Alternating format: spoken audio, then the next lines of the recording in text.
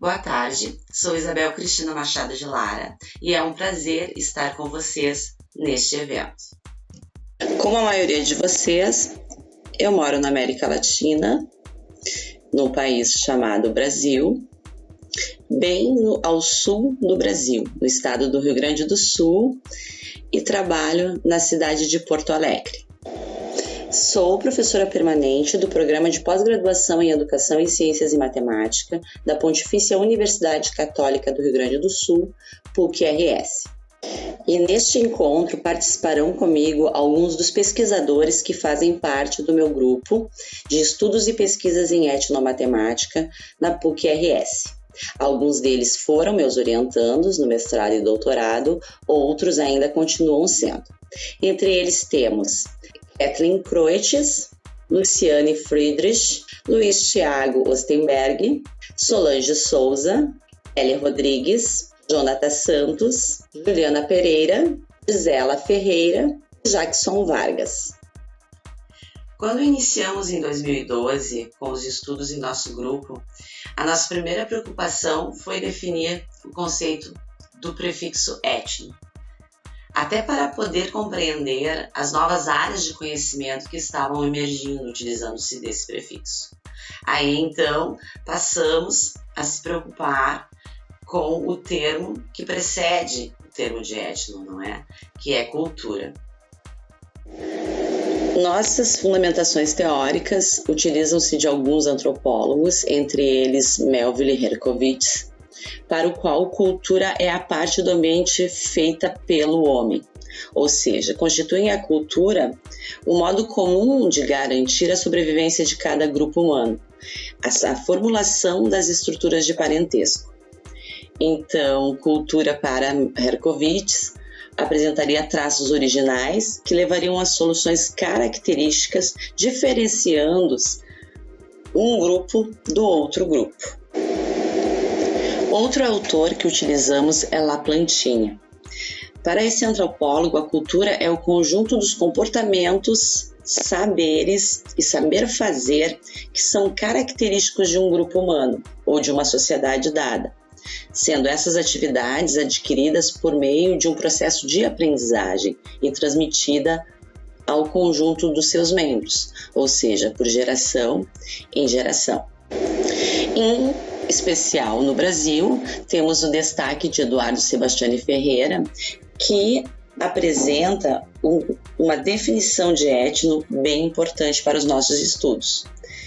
Ele define etno como sendo um grupo de pessoas de mesma cultura, língua própria, ritos próprios, ou seja, características culturais bem delimitadas para que possamos caracterizá-los como um grupo diferenciado. Além disso, temos o destaque dado ao Biratan D'Ambrosio. O Biratan D'Ambrosio mostra que a realidade ela é percebida e recebida de forma individual, portanto, ela é subjetiva. Cada indivíduo percebe e recebe a realidade de uma maneira diferente, processando as informações de forma diferente que o outro. Então, ele representa diferentes formas de realidade, que compartilha por meio da comunicação. Então, essas diferentes representações da realidade compartilhada dentro de um grupo é o que o Biratan D'Ambrosio chama de cultura.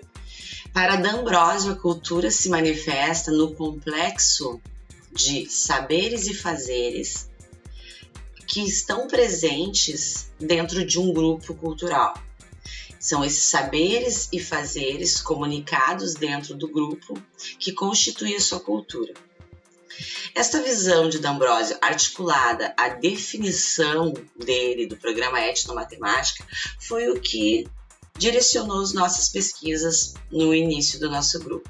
Então, ele define o programa etnomatemática como um método de pesquisa para compreender e entender os modos de geração, organização e difusão desses saberes e fazeres produzidos em diferentes grupos culturais. Outros autores também fundamentaram nossas pesquisas. Entre eles, Paulo Gerdes, da Universidade de Moçambique. Para ele, a etnomatemática tenta estudar a matemática ou ideias matemáticas nas suas relações com o conjunto da vida cultural e social. Além disso, ele considera que cada povo, cada cultura e subcultura desenvolve seu próprio saber fazer matemático, de certa maneira específica a esse grupo. Então, a matemática é considerada, portanto, uma atividade universal. Outros autores, Marcia Asher e Robert Asher, vendo a matemática como um estudo das ideias dos povos não letrados, ou seja, dos povos com baixa escolarização.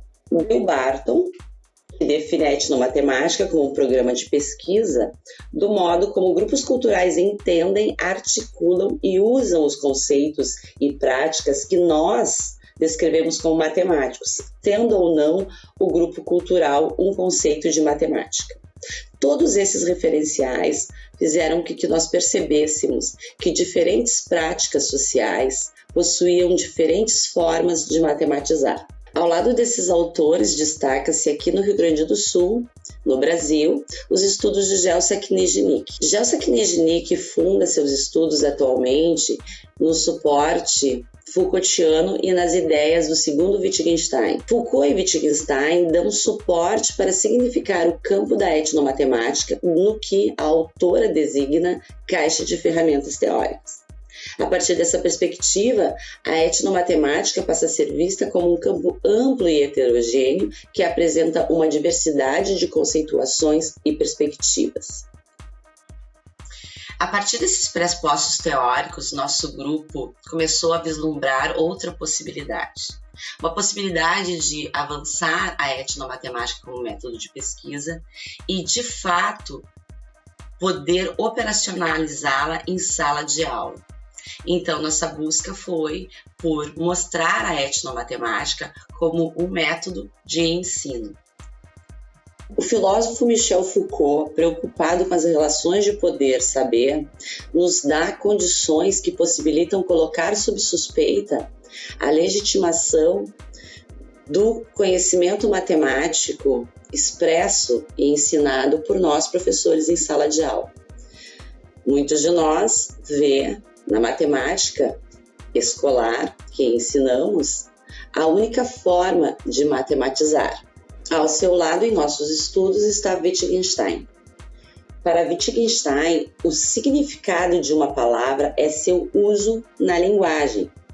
A significação de uma palavra é dada a partir do uso que dela fazemos, em diferentes situações, em diferentes contextos, ou seja, em diferentes práticas culturais. Wittgenstein nega a existência de uma linguagem universal. Isso cria condições que nos possibilitam pensar e colocar sob suspeita a linguagem universal da matemática ensinada em nossas escolas. Possibilita que pensemos em diferentes formas de matematizar e, portanto, possamos buscar alternativas para que nossos estudantes reflitam acerca dessas diferentes formas de matematizar em sala de aula. Wittgenstein chama jogos de linguagem a totalidade formada pela linguagem e pelas atividades com as quais ela vem entrelaçada. Portanto, falar uma língua é parte de uma atividade ou de uma forma de vida. Foi pensando nesses jogos de linguagem e com a perspectiva ambrosiana, ao lado das ferramentas Foucaultianas, é que passei a pensar na etnomatemática como um método de pesquisa e de ensino que possibilita analisar os diferentes jogos de linguagem presentes nas práticas discursivas de distintos grupos culturais. Podemos pensar nas práticas de um marceneiro. Alguns dos nossos estudos abordam os saberes matemáticos produzidos no Batuque do Rio Grande do Sul, a possibilidade que se vê no ambiente da pesca, quantos saberes matemáticos são utilizados por esses pescadores, na confecção das caixas, que é um dos trabalhos que serão apresentados também neste evento, das caixas de mar abaixo, a forma que os pedreiros trabalham e quais os saberes matemáticos que eles utilizam. No trabalho do agricultor também, muitas vezes agricultores com baixa escolarização utilizam-se de saberes matemáticos que não são legitimados pela escola. Sebastiane Ferreira já havia apresentado a etnomatemática como um recurso pedagógico baseado em 3 etapas: a etnografia, a etnologia e a validação. Articulando as ideias de Ferreira, as ideias de Immanuel Kant, ao apresentar as 3 faculdades que constituem a mente como aparato representacional, sejam elas a faculdade de intuir, a faculdade do entendimento, a faculdade de julgar, foi possível pensar em uma proposta de método de ensino para a etnomatemática. A partir disso, eu pensei em 3 etapas que poderão ser seguidas em propostas de ensino em sala de aula. Essas etapas são cíclicas, à medida que é necessário terminar uma, pensar, refletir, reiniciar a anterior, voltar à próxima, para operacionalizar a etnomatemática como método de ensino. Assim, é possível pensar a etnomatemática como um método de ensino capaz de percorrer 3 etapas. A primeira etapa, etnografia, sensibilização, apreensão. A segunda etapa, etnologia, compreensão e entendimento. E a terceira etapa, validação, interpretação ou validação. Durante esse evento, poderemos apresentar algumas propostas que já foram efetivadas em sala de aula. A intenção é que possamos compreender melhor essas 3 etapas, desde o momento que o estudante vai a campo, se sensibilizar e apreender a realidade vivida por aquela prática cultural. Em seguida, compreende os seus saberes matemáticos a partir dos conhecimentos legitimados pela matemática escolar e, por fim, percebe, reflete e analisa possíveis semelhanças entre os jogos de linguagens presentes nessa prática e os jogos de linguagem expressos pela matemática ensinada dentro da escola. Agradeço a atenção de todos, espero poder contribuir agora se alguma dúvida surgir e desejo um ótimo evento para todos nós.